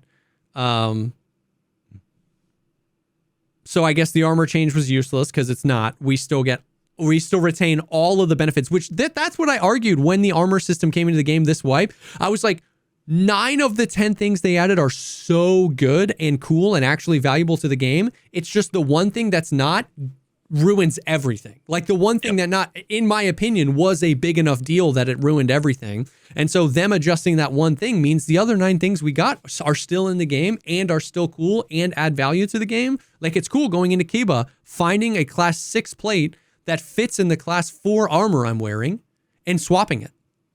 Like, that's a cool feeling. I don't have to lug around a whole nother armor, a whole slick or a whole TV-110 rig. I found a slick in Cuba the other day. I just pulled the 2 plates out. Put the 2. And if your plates, and presumably you get your plates back. You do. I insurance frauded my plates. Yeah. Yep. Yeah. Like if you have an armor on the ground in the corner, it's a lot harder to put like a Gen 4 full, hide that in the corner of Kiba than no one's going to see a plate that you just chuck on the ground. Exactly. In the corner. Exactly. So all of that being said, the question is, because here's always where the rubber meets the road, and this is where I get a little nervous, because I'm like, what if they made these changes and I don't notice? Like, what if I was just bad this whole time, whiffing my shots, but I was blaming the armor system? You know what I mean? And I normally go into the stuff like really thinking, okay, I need to put some time into it to see if I feel it, because I'm worried it's going to be placebo. You know what I mean? Yep. I feel pretty damn confident I felt the difference today. I was playing with no generals all day. Dude, so many times that I died, I was like, yo, I lived so much longer than I should have. And that is a cool feeling, because even though I died, I lived long enough to test my brain power to see if I'm smart enough to make a good move in that moment. I'm getting shot at. Most of the times I wasn't. I'm not good enough to flick, do whatever, but it was just cool feeling like I had the time to try. I still died. And so did you say overall TTK is higher? I would say significantly higher. Oh my God, dude. I know. Don't do it. Don't come back yet. Let it marinate a little bit. No. I'm not considering coming back. It's the fact that I was very confidently convinced for a very long time that the game was would be so much better with a noteworthily longer time to kill. And here's my prediction too. This was already happening to me, and this is not me poo-pooing on the Tarkov community, because I am participating in what I'm about to say. Here's my prediction. We have gotten used to killing people accidentally. We have gotten used to killing people the wrong way, which is just spray and pray, and you hit an armpit. I think the reaction from a lot of people in the community is going to be that the TTK is way too high. But in reality, we're just missing 50% of our shots. Of the 50% that land, 40% of them hit an armor that just gets tanked because we're using mediocre ammo. And we're used to the other 10% of our shots hitting an armpit or a neck and killing the person. But now they're not. And so there were a few times today where I was with no generals and I was screaming into my microphone, am I using water balloons? Like, what the fuck? Why isn't this guy dying? Dude, we watched the clip back, and yes, I hit him, but I hit him 5 times in the thorax. Or once in the leg, 3 times in the thorax, and then his helmet ricocheted one. And I go, oh, I shot 20 bullets. I only hit him 5 times. I'm used to that 5th one killing him in the armpit. But the TTK is longer now, so I think the TTK will be perceived to be higher than it is because of how many missed shots we have. My prediction is that people that prioritize semi-auto guns will actually have the best TTK, because those are the people that are trained to hit their shots. And I think their TTK will go from 3 shots to 4 shots or 3 shots to 5 shots. But my TTK is going to go from 13 to 25 because I just full auto and I miss everything. You know what I mean? And so I think there will be a little bit of an overreaction, because I was even doing that today where I'm like, dude, people aren't dying. I'm just I'm shooting all these shots. Watch your clips back, people. I bet you just missed more shots than you thought. And that was what was happening to me. No Generals was fragging like 8 PMCs per round, and I felt like I couldn't kill anyone. And it's because I'm used to just being a full auto Andy. And I think I didn't realize how much I had gotten used to the random accidental kills. Yep. So be on the lookout for that. If you're listening to this and if you're playing, try. Yeah, no, I don't miss it. Reg is just terrible. That's also probably true. No, so that's my prediction, is that there is going to be a little bit of an overreaction. It's kind of expected. But I really do think that it felt better. It just felt better. The TTK felt longer. It felt good. You can still headshot people. You can still one-tap people. You can still mag dump people. All the things are still there. You know what I mean? It still maintains the Tarkov, which is that you can get one-shot headshot from anywhere. You know what I mean? People were coming in complaining about the TTK being too long, and then like 3 raids in a row, I died to the first bullet out of my enemy's gun. The first bullet out of my enemy's gun. And I'm like, this is the Tarkov, right? Like, this is the thing we don't want them to get rid of, but just don't get it twisted. Them adjusting the armor here doesn't get rid of this. Like, you can still fall over dead anytime from anywhere. So, yep. So, so I am excited for the armor rework. We will see how it goes. There's a few quick other things to talk about in the armor and in the Tarkov sphere. But before we do, I do want to take a quick second and thank the third and final sponsor for this episode, and that is Chubbies. Chubbies is a company that does bathing suits. They do all sorts of loungewear. They do shorts. They do shirts, all sorts of stuff. And it has been great. They sent us some stuff. I'm literally wearing my shorts all of the time. I've been swimming with the kids. We use it all the time. They're all sorts of crazy colors, crazy designs. They fit really well. They're made out of high quality material. It has actually been, I'm looking at my whole wardrobe differently now, because I'm like, I look like an idiot in all these shorts now that I have like a nice pair of shorts. You know what I mean? I just wear like baggy basketball shorts, and then I put on this nice pair of khaki shorts, and I'm like, oh dang, man, I need some shorts. Yeah, I was rocking the Chubbies outfit a couple days ago. Someone literally was like, "Hey, dude, what's up with the polo?" It's like, I left the house today, man. Like, you know, come on, give me something. And my wife came down. She's like, "You look good as hell." You know, I'm like, yeah, you're right. I'm not wearing pajama pants today like I am normally. Yeah. It's been too long since I've had some nice quality clothes that are comfortable. Yep. But also make you feel good. Dude, the shorts are so stretchy. I didn't know that the shorts had like kind of an elastic waistband. Yeah. And at first I was like, oh, that's a little weird. And then now it's like I never want to wear. Yeah. I never want to wear, because, you know, I'm going to be 36 this year, you know, and it's like going to every now and then I go to put on some pants and I'm like, oh no, I am the meme of the like guy who like doesn't like no.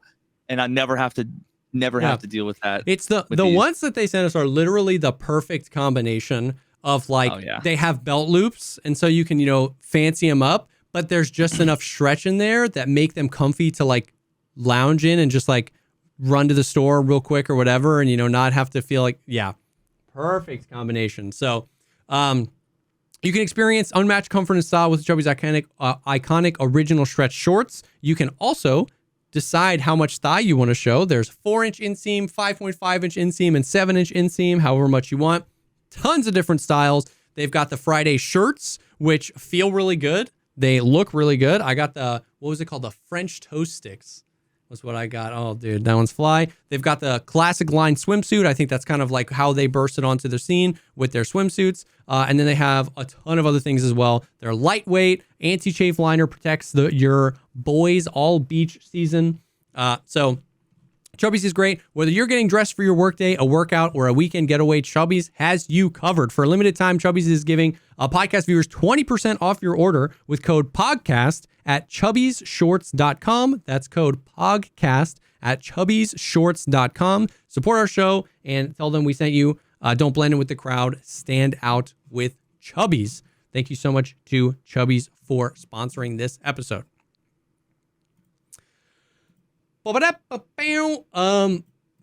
So basically the last few things were like, with the armor changes. Oh, that was right. The armor changes, they came into the game, and now it's like,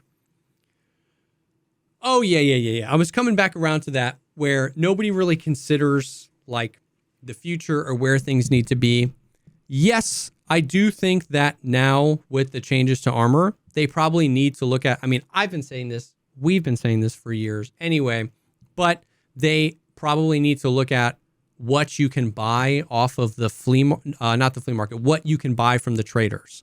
Like, again, I mean, we've said that 5 different times for 5 different reasons. They have never, not once, actually taken a look at the traders and adjusted them. So, but like, you can get, I mean, just off the top of my head, 2 Begaries or whatever they're called. You can buy Korans. You can barter for a Rita. You can barter for a Defender. You can barter for a Tasmanian. You can barter for a Thor. You can barter for the Osprey. So it's like 10 to 12 class 5 or 6 armors per reset.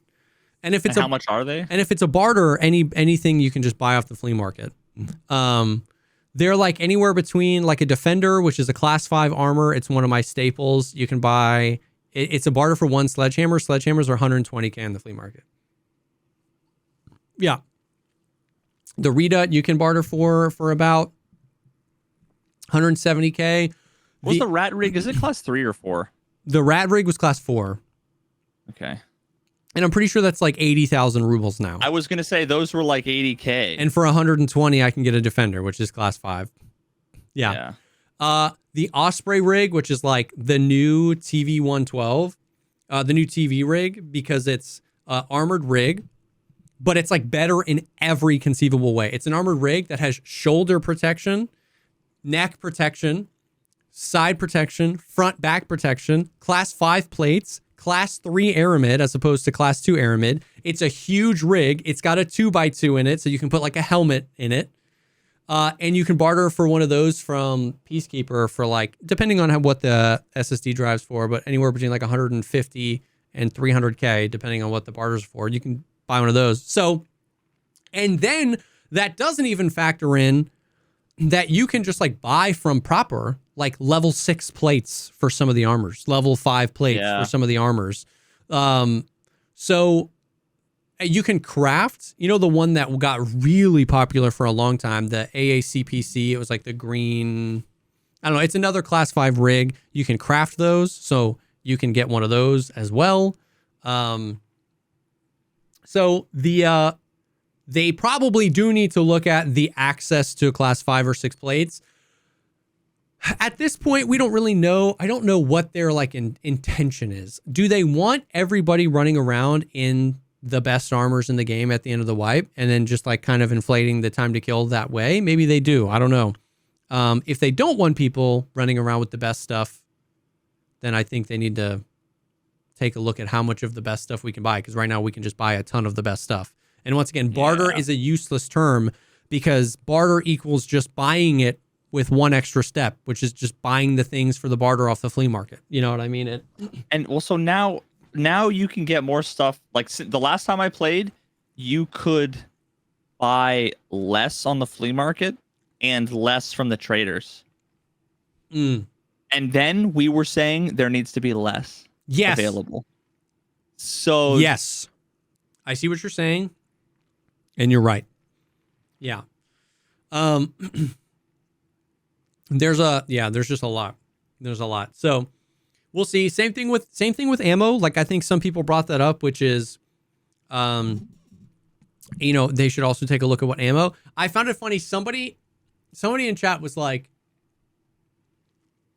what'd he say? He said, they really need to let me buy more 50 plus pen ammos if they're going to make class 5 armors feel good. And I was like, excuse me? I was like, what do you want like, what you're saying is they should just get rid of armor. Because if you're saying if they're going to make class 5 armors viable, I need to be able to buy a ton of 50 pen ammo, then the armor isn't there anymore. If everyone's got 53 pen ammo and everyone's got level 5 armor, nobody has armor. So yeah, so wait, they're saying if you want the better you want the armor to feel good, then you need to give my enemies the thing that makes my armor not good. Exactly, but I just don't think that he's thinking. I think he's thinking, I want to be able to kill people fast and complain when I get killed fast. Like, I don't think he's thinking that full circle where if they make 50 pen ammo available, then the other people buy it too, and I've got class 5 armor on. He wants Misty to have only water Pokemon, and he has a bunch of just Raichus. Yeah. And he wants that to be the way the game works. I think that it does. What I think is interesting about that comment, though, is that I find it... The Raichu comment? Yes, the Raichu. Well, is that I find it a little crazy. But... That I said Raichu, the worst. Yeah, I think it is indicative of a kind of a fundamental misunderstanding, but I don't even think there's an understanding to be missed. I think a fundamental lack of understanding about what BSG wants the relationship between ammo and armor to be like. Does that make sense? Yep. I don't know, even after 6 years of playing the game, like, is there a quick hand? Is there a shorthand? You know, we want everybody to have an average of level 5 armors and an average of level 35 pen ammo. Obviously, that's not how they think about it. But when I say that, you as the viewer understand what I mean. You go, oh, okay. So, like, nobody gets one tapped in the armor. You know, headshots are really valuable, flanking, whatever. Or if I said we want the average armor to be level 4 and we want the average pen of ammo to be 47. What you think in your head is so different. You're like, oh, well, we're all just going to die super quick. So I know that there isn't a shorthand for that, but his comment just got me thinking about, like, what do they want that relationship to be? Do they want very high tier ammos to be accessible from the trader? Do they want very high tier armors to be accessible from the traders? How accessible do they want those things? Like, his comment was a little off the rails, but at the same time, I'm like, I don't know how to balance the ammo availability because I don't know what you want the game to feel like. Yeah, in order to solve the problem, you need to know what's the outcome you're looking for. Yes.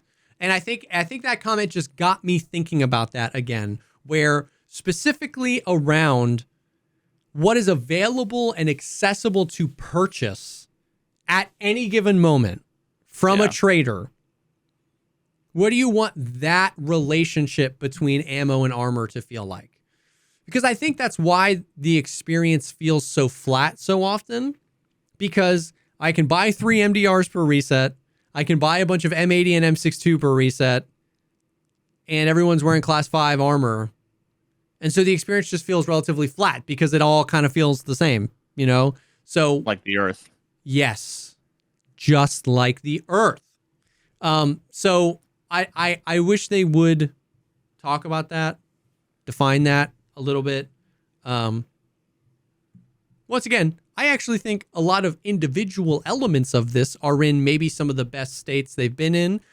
Gun variety is probably in the best state it's been in since like 11.7 because we have, with the recoil updates, we have so many guns that are fun and usable. The AUG is like my favorite gun to run when I'm dying all day because it's cheap and it's a laser beam and I don't have to mod it much.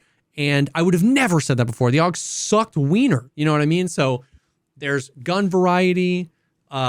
Something that we didn't talk about with the armor changes, literally like half of the armor in the game went from unusable to usable with this change because a bunch of the armored rigs like had such small plates and class 2 aramid that they were class 5 armors, but scav buckshot would just one tap you nonstop. And so now that the class 5 part of it, like the TV 110 went from the most used armor in the game to, I haven't seen maybe 3 of them all wipe, the CPC rig, the Tarzan rig. There's a bunch of rigs that went from basically completely unusable to just like at least back on the menu, which is nice. So I don't know. It's interesting is all I have to say. You know what I mean? So I don't know. And then really the last thing in Tarkov land is just, I've been seeing a lot of people asking the question, well, you talked about this a little bit earlier. Do I think that the PvE mode, basically raids have been kind of dead since they ended the event. Now you and I know that 5 months into a wipe, raids are always dead. But because they released the PvE mode this wipe, I keep being told that there has been an exodus of players to PvE, and it's ruining the game because nobody's playing the PvP mode anymore, and that's why the raids are dead. And it kind of goes back to what we were talking about earlier, where it's like, if the PvE mode is what kills Tarkov, it will be the straw that broke the camel's back. It will not be a wrecking ball. You know what I mean? Tarkov has enough players. It has enough people interested in it. It has enough people that want to play the game. So many aspects of the game are not fun. And so I just don't see it that way. You know what I mean? I don't see it as like, this is the reason raids are dead. It's just late wipe, and there's no reason to play the game late wipe. You know what I mean? I don't know. Yep. I mean, that's the cycle. Yeah. Continues. Yeah, exactly. It's like we've been here before. Except for the actual cycle. Rest in peace. Oh yeah. That cycle absolutely did not continue. Yeah. I don't know. Too soon. But I don't know. That's all the Tarkov stuff. Anything out of like the PC game show or the Summer's Games Fest? I don't know what they're all called. I don't know what's going on. Anything catch your eye? I didn't even know they happened. Yeah. I've been like in la crazy land. Yep. And then I sleep. I fall asleep watching Hikaru play chess, and then I wake up. Bro, I have to say, okay, me and my wife, we both just fall asleep with our laptops, like watching whatever, right? Okay.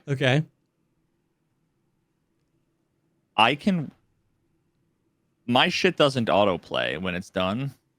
Correct. Like hers, like she's watching on like Hulu or whatever the fuck. I'm telling you, she watches what I think has to be the worst possible show to be on like repeat, like over and over and over. You know, the next episode autoplay. Yep. Survivor. And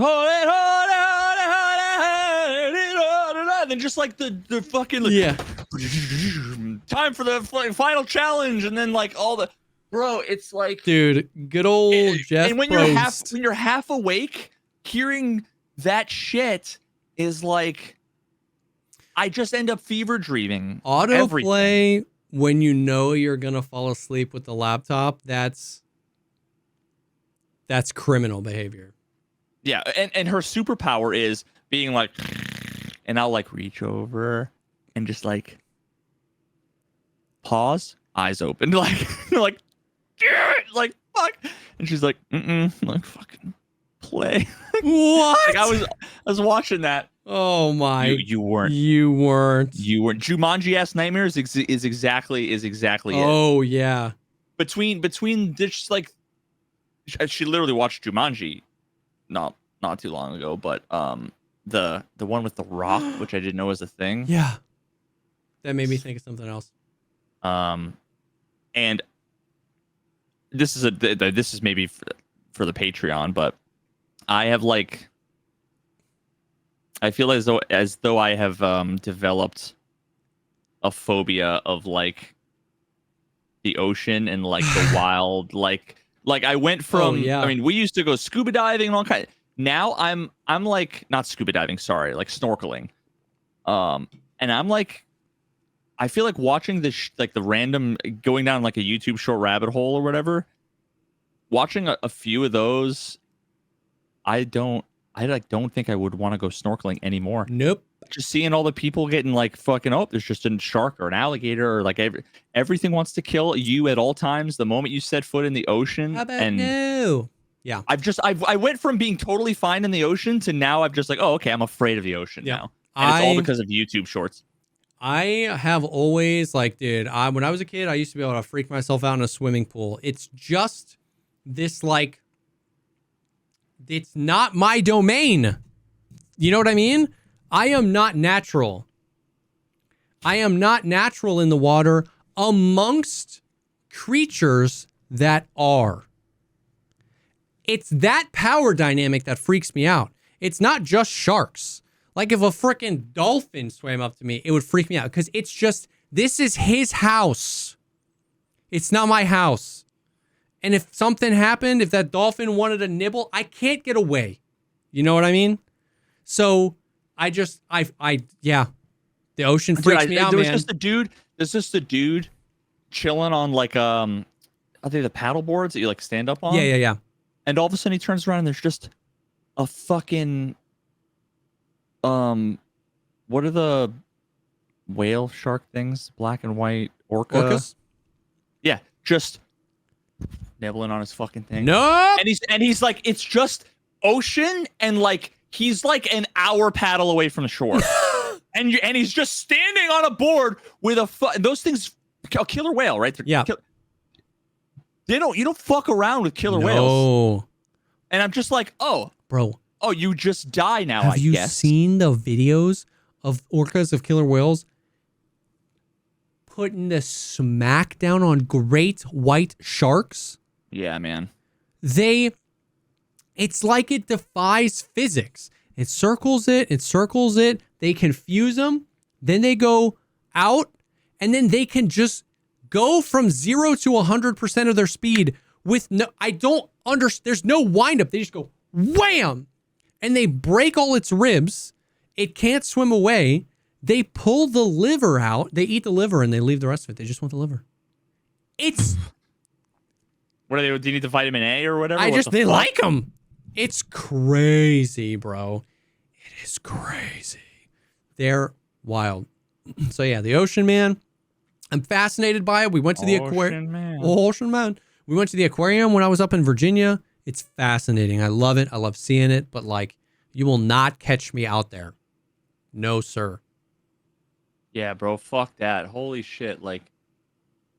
No, sir. Oh my god. I've just seen too many. There was another one where there was just like two kind of like. This is literally just like how many fucking like ocean things can Veritas name? Canoes, I think, maybe not kayaks, canoes, where there were like 2 or 3 people in each one.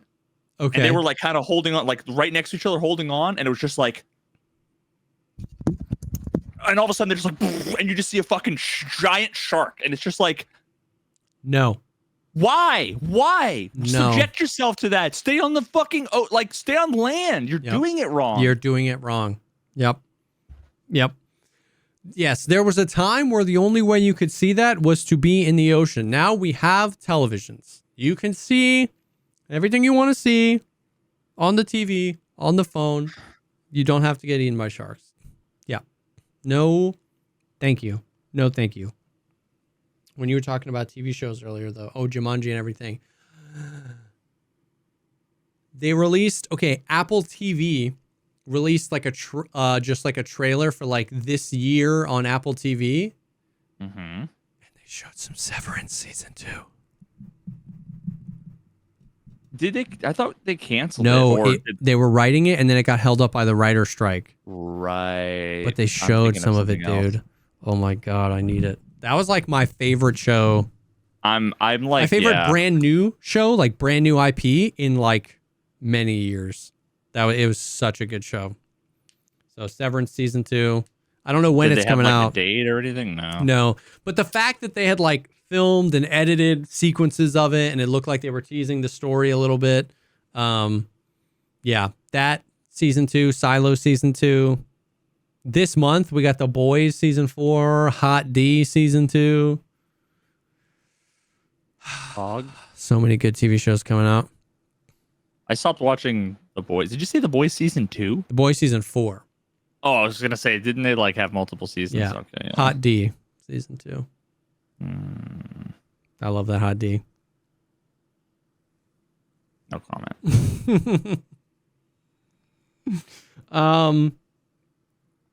But yeah, that's pretty much it. That's the stuff. This week, the flurfs are coming for Veritas. Tarkov armor stuff feels good. 1.0 is coming soon and we'll fix all our problems. And don't go in the ocean. Just don't do it. Unless you're on a cruise ship. Did I tell you about the jellyfish attack? I'm not sure. You got attacked by a jellyfish? Or you witnessed an attack? Spoilers. Did you attack a jellyfish? I had Smucker's jar of jelly and a fish. And I'll tell you what I did was illegal in 43 countries. Jellyfish? Jellyfish cruise debacle. Who's that guy? Jellyfish? Jellyfish. Is that not Julian? Julie. I keep wanting to say Julian Assange, but that's not. That's not Julian like Jenna and Julian. The guy who did the Malk. I made this for you. I made this for you. Julian Smith. Yes. He did the Techno Jeep video as well. Jellyfish. Jellyfish. Jellyfish. Jellyfish. Jellyfish. Yep. Wow. Julian Smith. Throwback. Yep. All right. Well, thank you guys so much for hanging. Thank you guys for listening. Thank you for being a part of the podcast, fam. Once again, if you like this stuff and you want more of it, go to patreon.com/thepodcastpod. I am sorry we didn't post an episode this week. That was my fault. I was out of town. I know, it was my fault. He said, fuck the patrons. Yeah. No, I was like, whoa, dude. Cancel Jesse. Exactly. That's pretty much how it went down. Exactly what happened. But our episode this Monday will be extra special somehow, some way. But go check that out. Wear pants. Patreon.com/thepodcastpod. Once again, thank you to Factor, Babbel, and Chubbies for sponsoring this episode. You guys are the best. Thank you for hanging. We appreciate you, and we will definitely see y'all on the next one. Peace.